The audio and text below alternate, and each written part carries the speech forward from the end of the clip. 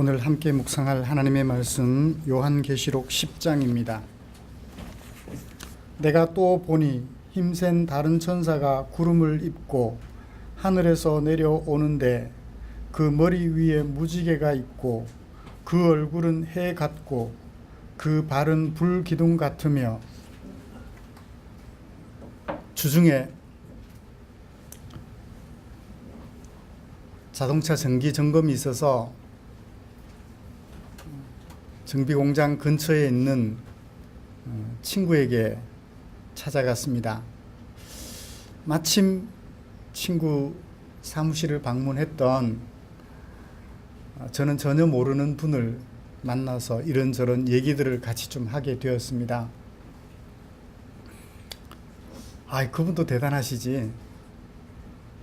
처음 만났는데 얼마나 비판을 많이 하시는지 제가 막 변호를 하고 싶을 정도로, 교회를 변호하고 싶을 정도로, 저도 교회를 조금은 비판하는 사람이긴 한데 변호하고 싶을 정도로 너무 많이 비판하면서 욕하는 얘기들을 들었습니다. 들으면서 불신자들 대부분이 만약에 이런 생각들을 하고 계신다면 앞으로 전도는 불가능하겠다, 그런 생각을 해보았습니다. 무슨 얘기인가 하니까 불교 사찰에다가 비유를 하면서 교회를 비판을 했는데요.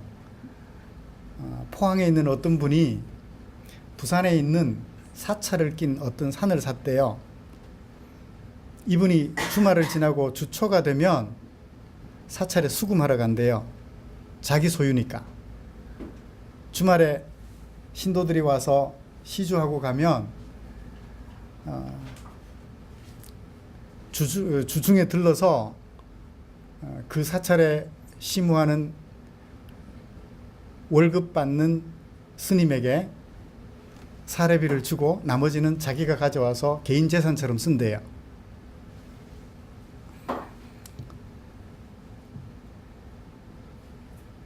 그 얘기를 하면서 교회도 똑같다고 비판을 하는 거예요. 성도들의 헌금을 받아서 그 헌금을 가지고 교회가 착복을 한다는 거예요. 예배당에 대리석은 왜 그렇게 바르며 왜 그렇게 크게 예배당을 짓느냐고 수백억씩 빚을 져가면서 절이랑 교회가 다를 게 뭐가 있느냐며 비판하는데, 제가 변명을 해봤어요. 페인트 칠을 하며 연년이 보수공사를 하면 차라리 예배당 처음 지을 때 대리석을 바르면 관리비가 적게 들어서 그렇게 하는 것이라고 보면 안 되겠느냐고. 제가 막 변명하고 싶을 정도로 그랬어요. 제가 건축가가 아니니까 그냥 시멘트로 미장을 한 다음에 페인트 칠을 하는 것이 비용이 적게 들지, 장기적으로 볼 때 대리석을 발라서 한 번 발라놓은 후에 더 이상 손을 안 대도 되도록 하는 그것이 비용이 적게 들지 잘 알지는 못합니다만, 그냥 그렇게 대놓고 비판하며 고려 없이 비판을 하니까 제 가슴이 철렁했어요. 저는 처음 뵙는 분이었고 예수 믿지 않는 분이세요. 처남과 처남댁은 예수님을 너무 잘 믿어서 돌아가신 아버지 제사를 어머니의 허락도 받지 않고 일방적으로 예배로 바꿔버린 그런 것 등 주변의 여러 가지 상황들로 인하여 교회에 대하여 불만을 가지고 도저히 나는 교회 근처에도 가기 싫다고 하는 얘기들을 들어보았습니다. 예수 믿는 우리가 행동을 어떻게 하느냐에 따라서 불신자들이 우리가 믿는 하나님께로 돌아오느냐 돌아오지 않느냐가 결정이 난다는 사실을 지난 주중에 짧은 시간 대화를 나누면서 심각하게 생각해 볼 수 있었습니다. 사도 요한은 요한계시록을 통해서 우리에게 세상을 이겨야 하는 세상 교회, 세상 속 교회의 모습을 분명하게 보여주셨습니다. 안약을 사서 우리 눈에 발라 우리가 보는 것을 정하게 하고 우리 행실을 거룩하게 하여 사람들이 우리를 바라보며 누구를 볼 수 있도록, 하나님을 볼 수 있도록 하라고 말씀해 주셨어요. 그것이 이기는 것이고, 이기는 자에게 흰옷을 입혀주시며 하늘교회의 보좌 주변에 둘러서 하나님을 찬송하는 24장로와 같은 사람들이 되게 하실 것이라고 약속해 주셨더랬습니다. 이런 하늘교회 모습을 생각하며 우리 자신의 행실을 돌아보지 않는다면 우리는 세상에서 이기기는커녕 예수님 당시 바리새파들만이 계토를 이루고 자기들만의 공동체를 이루어 유대인들로부터도 왕따를 당했던, 세상 모든 사람들로부터 왕따를 당했던 그들과 같은 존재들이 되고 만다는 사실을 마음속에 새겨 보았습니다. 우리 자신의 행실을 살펴 날마다 새롭게 함으로 살아계신 하나님의 모습을 세상 사람들에게 보여주어 이기는 자가 되고자 하는 우리에게 하나님께서는 오늘 요한계시록 10장 1절부터 마지막 절까지 말씀을 주셨습니다. 저는 이 말씀을 가지고 이루어질 하나님의 비밀이라는 제목으로 설교하려고 합니다. 말씀 나누는 중에 하나님의 은혜가 저와 여러분들에게 충만하시기를 소원합니다. 지난주에 우리는 첫 번째부터 여섯 번째까지 나팔이 울려지면서 펼쳐지는 이 세상 속 재앙의 모습을 살펴보았습니다. 그렇지만 그 재앙은 허락된 범위 안에서 있었고 하나님에게 그 권한을 부여받아서 하는 재앙이었습니다. 그러므로 성도들은 그런 재앙들 앞에서 당황해야 하지 않아야 할 것 같아요.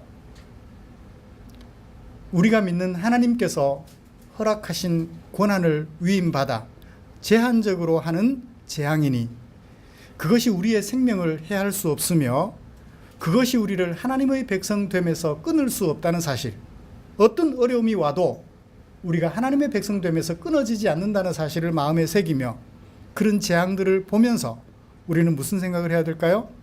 하나님이 우리와 함께 계시다라는 사실을 마음에 깊이 새겨야 한다는 것을 살펴보았습니다. 많은 사람들은 그런 재앙들을 보면서도 회개하지 않았지만 우리는 어떻게 해요? 회개하지 않는 그들을 안타까워하며 우리는 회개의 자리에 설 수 있도록 힘써야 할 것을 지난주의 말씀을 통하여 들어볼 수 있었습니다. 이제 일곱째 천사가 일곱째 나팔을 불기 전 사도 요한이 들은 바, 그리고 하늘의 모습과 하늘에서 나는 음성, 들은 것, 보고 들은 바, 곧 하늘의 모습과 하늘에서 나는 음성을 우리에게 오늘 말씀은 소개를 해주고 있습니다. 오늘 사건은 사건처럼 꾸며서 우리에게 메시지를 전해주고 있는 것 같아요. 자, 오늘 말씀 속에서 주요 등장 인물들을 먼저 좀 살펴보십시다. 누가 등장하나요? 1절에 보시면 힘센 다른 천사가 등장을 하는 것을 봅니다. 이 힘센 다른 천사는 무엇을 손에 들고 있나요? 두루마리를 손에 들고 있습니다. 그리고 무엇을 밟고 있나요? 바다와 땅을 밟고 있어요. 그리고 그 모양, 얼굴은 해 같다. 이렇게 다른 힘센 천사의 모양을 자세하게 소개를 해주고 있습니다. 그 모양을 보면 꼭 예수님 같아요.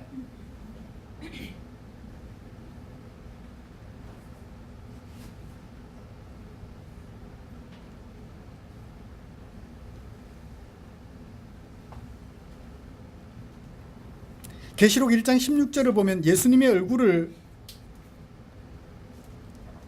소개하면서 해같이 빛나는 얼굴이라고 소개를 하고 있습니다. 그러므로 이 힘센 천사도 마치 예수님인 것 같습니다. 그렇지만 예수님은 아닌 것 같아요. 무엇을 보아 그렇습니까? 예수님 어린 양 예수님은 그 두루마리에 봉해진 인을 떼실 수 있는데 이 천사는 인을 뗄 수가 없습니다. 그러므로 예수님하고 비슷하기는 하나 예수님은 아닌 것 같아요. 그 머리 위에 무지개도 있어요. 이 무지개는 어디에서 또 보았습니까? 계시록 4장 3절 2장과 3장은 세상 속 교회 모습, 4장과 5장은 하늘 교회 모습 보여준다 했죠. 4장 하늘 교회 모습, 보호자 주변에 둘러쳐진 무지개를 우리는 기억합니다. 녹보석 같은 그 무지개를 우리는 기억합니다. 그러므로 머리 위에 무지개가 있으니까 마치 자기가 하나님인 것처럼 보여지기도 해요. 그렇지만 하나님도 아니에요. 어떻든 특별한 어떤 천사로 볼 수 있는 것 같습니다. 이 힘센 천사가 나옵니다. 그리고 이 힘센 천사는 샤우팅, 외칠 뿐만 아니라 또 뭐도 합니까? 5절에서 7절에 보면 하나님의 비밀, 옛날에 선지자들이 전했던 그것과 같은 하나님의 비밀이 이 땅에 이루어질 것이다. 언제? 일곱째 천사가 일곱째 나팔을 불면 그 사실을 예고해 줍니다. 그럼 두 번째 주요 등장인물은 어떤 것인가요? 일곱 우레가 등장합니다. 이 일곱 우레는 각각의 소리로 뭔가를 말을 해요. 뭘 말했을까요? 3절에 보면 일곱 우레가 소리를 내어 말을 하는데 각각 일곱 우레가 7가지 말을 해요. 무엇을 말할까요? 앞에 있는 작은 두루마리와 연관성이 있는 것 같아요. 그러니까 어린 양이 인을 뗀 그 두루마리 속에 담겨진 내용들을 일곱 우레가 말을 하는 것입니다. 여러분, 우레란 말을 우리말로 번역하면 뭐예요? 우레도 우리말이긴 한데 천둥 소리잖아요. 천둥이에요. 던더. 천둥입니다. 천둥이 말을 해요? 의인법이죠. 수사법을 사용하고 있습니다. 천둥으로 표현됐지만 천둥은 아니겠죠. 그 소리를 듣고서는 천둥 소리 같다 해서 천둥, 일곱 우레로 표현한 것이 아닌가 여겨집니다. 일곱 우레가 말을 해요. 두루마리에 기록된 그 내용들을 말을 합니다. 그 다음에 또 등장인물이 후반부에 가면 천사가 나옵니다. 사도 요한에게 그 두루마리에 기록된 내용들, 그걸 어떻게 하라? 내용들을 기록하고 있는 두루마리를 먹어라. 그리고 예언하여야 하리라. 사도 요한에게 직접 얘기를 해주는 존재로 등장합니다. 이 세 중심 등장 인물들이 오늘 일을 펼치고 있는데요. 물론 거기에 사도 요한도 나오고요. 어떤 사건을 일으키는지 살펴보십시다. 사건은 어떻게 시작이 되나요? 사도 요한이 무엇을 보는 것으로, 듣는 것으로 사건은 시작이 됩니다. 힘센 한 천사가 구름을 입었대요. 구름을 입었대요. 하늘에서 내려옵니다. 구름을 입고 하늘에서 내려와요. 우리 이말래 집사님은 추워가지고 에어컨 앞에 있으면서 추워가지고 신랑 양복을 뺏어 입었어요. 감기 안 들어야 되니까. 그런데 이 힘센 천사는 하늘에서 내려오는데 구름을 입고 있대요. 그 머리 위에 무지개가 있고요. 얼굴은 해 같다. 좀 전에 얘기 드린 대로입니다. 그리고 이 힘센 천사는 외쳤어요. 소리 질렀습니다. 무슨 소리인지 모르지만 그것을 보았습니다. 그 다음에 뭘 들었어요. 사도 요한이. 뭘 들었나요? 일곱 우레가 힘센 천사가 들고 있는 두루마리 속에 담겨져 있는 내용들을 얘기를 하는데 그 얘기들을 들었어요. 그걸 듣고 나서 사도 요한이 무슨 반응을 보여주는지 이제 사건은 전개가 되어집니다. 어떤 반응을 보여주나요? 그것을 기록하고 싶은 마음이 생겼어요. 기록하고 싶은 마음이 생겼어요. 그래서 기록하려고 준비를 했어요. 요한은 그 7 우레가 말하는 두루마리 속에 담겨져 있는 내용들, 그것을 기록하고 싶어서, 기록할 마음이 생겨서 기록하려고 준비를 갖췄는데 위기가 닥쳐왔어요. 하늘에서 어떤 소리가 납니다. 하늘에서 어떤 소리가 났어요. 하늘에서 소리를 내는 어떤 존재로부터 어떤 소리를 들었는데, 무슨 소리를 들었나요? 기록하지 말래요. 대신 뭐 하라? 인봉하래요. 기록하지 말고 인봉해 두어라. 봉해 두어라. 기록하지 말래요. 오히려 막아두라고 얘기를 합니다. 누구도 읽지 못하게, 너 외에는. 어린 양이 봉해진 그것을 열었는데 다시 그것을 인봉하라. 너만 알고 있어라. 라는 것처럼 그렇게 얘기를 해줍니다. 갈등이 생겼어요. 요한이 기록할까 말까? 기록할까 말까? 기록하면 누구의 명령을 어기는 거예요? 하늘에서 소리를 내는 어떤 존재의 명령을 어기는 것이 되고, 기록을 안 하면 자기가 마음속에 생각했던 것들을 포기하는, 하나님의 뜻이 이루어지는 거죠.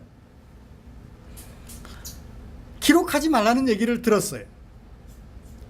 갈등이 절정에 달합니다. 그죠? 기록하고 싶은데 하지 말라니까 약간 화가 나기도 해요. 그렇게 화나는 요한의 마음을 달래줍니다. 어떻게 해요? 5절부터 7절까지. 내가 본 바 바다와 땅을 밟고 서 있던 그 천사, 누구예요? 1절에 기록된 힘센 천사죠. 그 힘센 천사가 하늘을 향하여 오른손을 들고 이렇게 말을 해요. 세세토록 살아계시니 하늘과 그 가운데 있는 물건들, 땅과 그 가운데 있는 물건들, 바다와 그 속에 있는 물건들을 창조하신 하나님의 이름을 걸고 내가 맹세하노니. 하늘에 있는 모든 물건들, 땅과 땅에 있는 모든 물건들, 바다와 바다 속에 있는 모든 물건들을 창조하신 하나님의 이름을 걸고 맹세하노니. 무슨 얘기를 해요? 지체 없이 이루어질 것이다. 뭐가 지체 없이 이루어져요? 7째 천사가 소리 내는 날, 그가 나팔을 불려고 할 때 무슨 일이 일어나요? 하나님이 그의 종 선지자에게 전하신 것과 같이, 복음이라는 말을 빼도 돼요. 전했던 것처럼, 선지자들에게 전했던 것처럼, 선지자들에게 전했던 그 하나님의 비밀처럼 무엇이 하나님의 비밀이 이루어질 것이다 라고 얘기를 해줘요. 그러자 요한의 마음이 사그러들었어요. 갈등. 기록하고 싶은데 기록하지 말라니까 짜증이 났었는데, 기록 안 해도 될 정도로 지체 없이 7째 천사가 7째 나팔을 불면 지체 없이 하나님의 비밀이 이 땅에 이루어질 거야 라는 말을 하자 요한의 마음이 조금 가라앉았습니다. 기록하고 싶은데 기록하지 말라고 하니까 화가 났었는데, 화를 가라앉혀주는 하나님의 음성을 우리는 들을 수 있습니다. 사건은 결말로 맺어집니다. 하늘에서 요한에게 말해주던 그 음성이 다시 한번 요한에게 말합니다. 가서 힘센 천사가 가지고 있는 저 두루마리 네가 가져가. 기록하지 말라고 하더니 이번에는 가져가래요. 그러자 한 천사가 요한에게 말을 합니다. 그거 주세요. 그랬더니 한 천사가 요한에게 말을 해요. 뭐라고요? 갖다가 먹어버려라. 갖다가 먹어버려라. 내 입에는, 배에는 쓰지만 내 입에는 꿀같이 달 것이다. 요한은 먹었더니 어떻게 됐나요? 입에는 꿀같이 달았는데 배에 들어가니까 매우 쓰더라. 천사가 한 번 더 얘기합니다. 갖다 먹어버리라고 했던 천사가 한 번 더 얘기를 해요. 11절 네가 많은 백성과 나라와 방언과 임금에게 한 번 더 예언하여야 할 것이다. 무엇을? 네가 먹어서 배에 삼켜본 그것. 무엇이죠? 두루마리 속에 담겨있는 내용들. 7 우레가 말했던 그것들. 요한이 기록하고 싶었던 그것들을 어떻게 하라? 임봉해놓고 대신에 세상 속에 나가서 사람들에게 예언하여야 하리라 하고 사건이 끝이 납니다. 여기서 사도 요한은 이 사건을 기록하면서 구약 성경에 기록됐던 어떤 사건을 생각하면서 그것을 활용하고 있는 것 같아요. 에스겔이 북쪽에서 내려오는 하나님의 심판에 대한 예고를 듣고서 마음 아파했을 때 에스겔 2장 8절부터 3장 3절까지 내용입니다. 하늘에서 두루마리를 주시면서 말씀하시기를 네가 이것을 먹어라. 네 배에는 쓰지만 입에는 달 것이다. 에스겔이 그것을 먹었더니 꿀과 같이 달더라 하는 것이 3장 3절까지 나오는 내용이에요. 하나님의 심판의 메시지, 세상 사람들에게 선포할 때 에스겔이 들었던 그 상황과 연관하여 사도 요한이 얘기를 하고 싶어 하는 것 같아요. 그 사건을 배경으로 삼아서 비슷한 모양으로 메시지를 오늘 우리들에게 전해주고 있는 것입니다. 여기서 우리는 두 가지로 나누어 살펴보고자 합니다. 이 사건을 통하여 두 가지로 나누어 살펴보고자 하는데, 먼저는 이 땅에 이루어질 하나님의 비밀이 무언가 하는 거예요. 이 땅에 이루어질 하나님의 비밀이 무언가 하는 것이고, 그 다음에 사도 요한은 이것을 기록하고 싶었는데 기록은 못하고 못해요. 대신에 예언하는 사명을 받게 됩니다. 그래서 요한계시록을 썼던 것 같아요. 요한계시록을 써서 예언하는 중요한 역할을 감당하는 것 같습니다. 두 가지로 나누어서 살펴보고 싶습니다. 5절에서 7절에 보면 힘센 천사가 하늘에서 들리는 어떤 음성이, 5절을 보실까요? 내가 본 바 바다와 땅을 밟고 서 있는 그 천사가 맹세하며 사도 요한에게 말을 해줘요. 그렇죠? 맹세하면서 말을 해줍니다. 언제 일어날 일을 말해주나요? 7째 천사가 소리내는 날, 16장부터 시작되는 대접 심판을 말해요.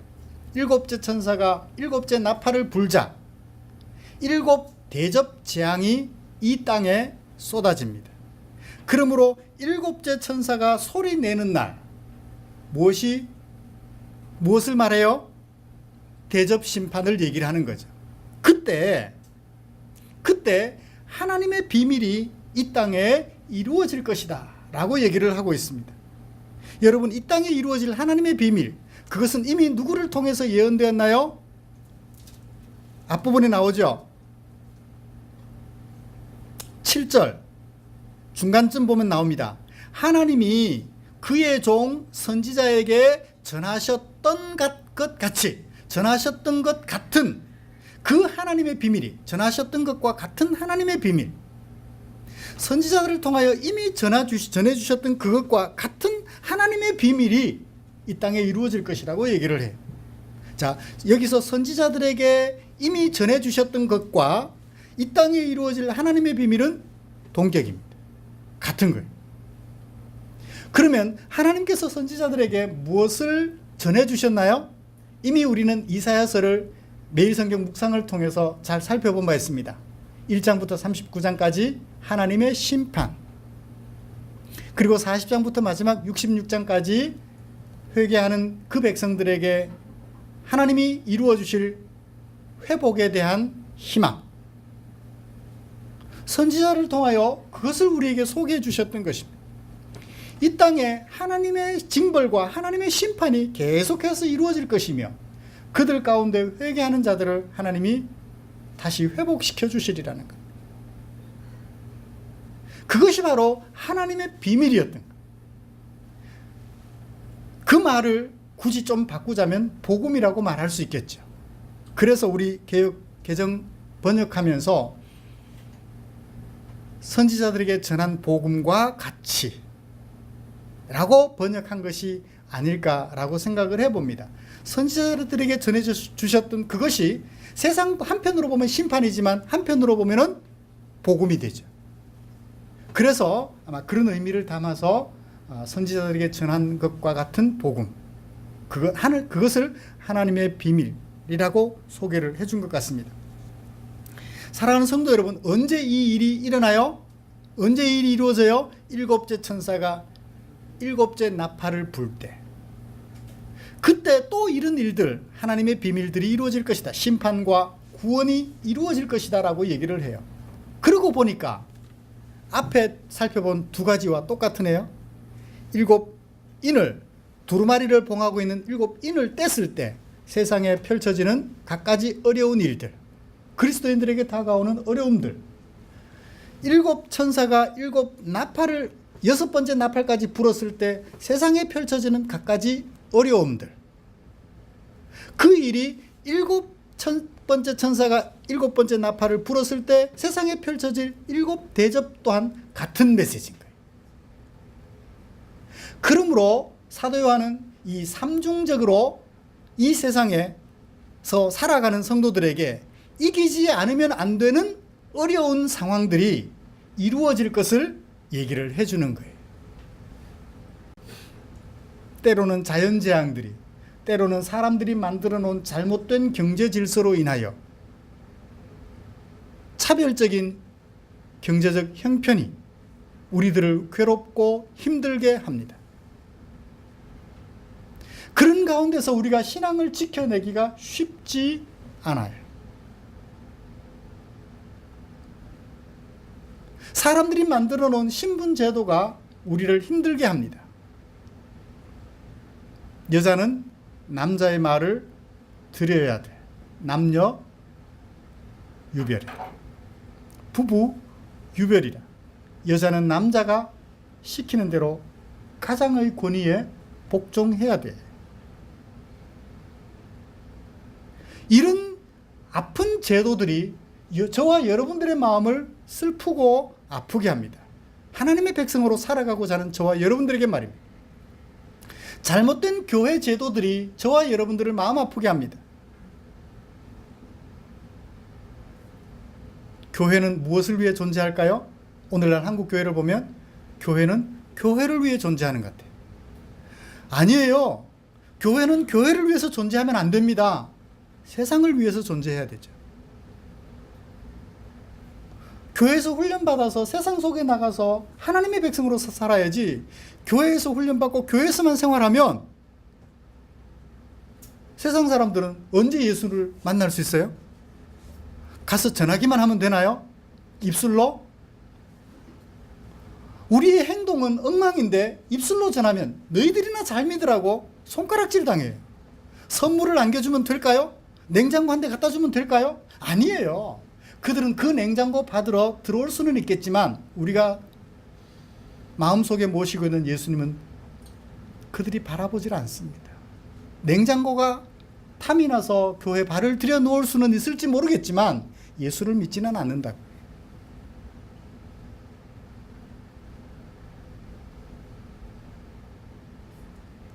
우리가 나눠주는 구제비가 탐이 나서 잠시 들어올 수는 있겠지만 그들의 마음속에 예수님을 구주로 영접하는 일은 일어나지 않는다고요.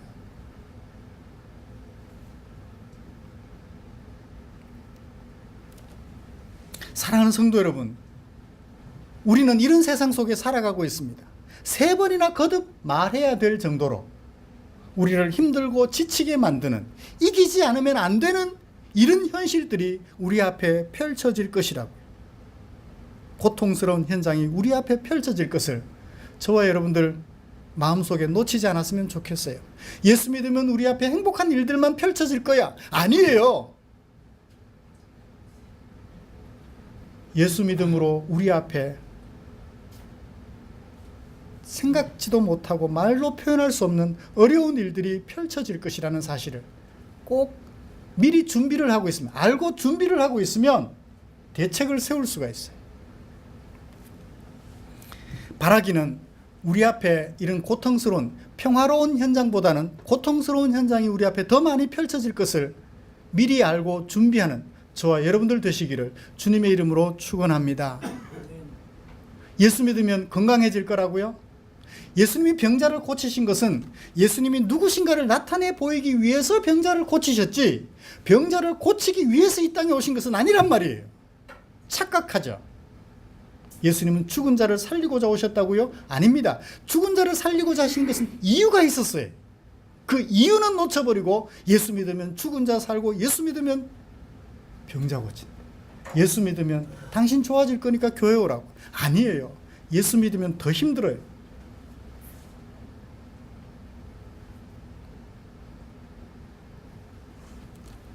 자, 이런 사실을 알게 되자 사도 요한에게 천사가 사명을 맡겨줍니다.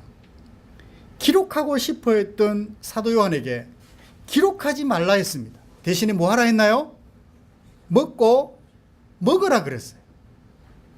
그 다음에 뭐 하라고 합니까? 예언하라고 그래요.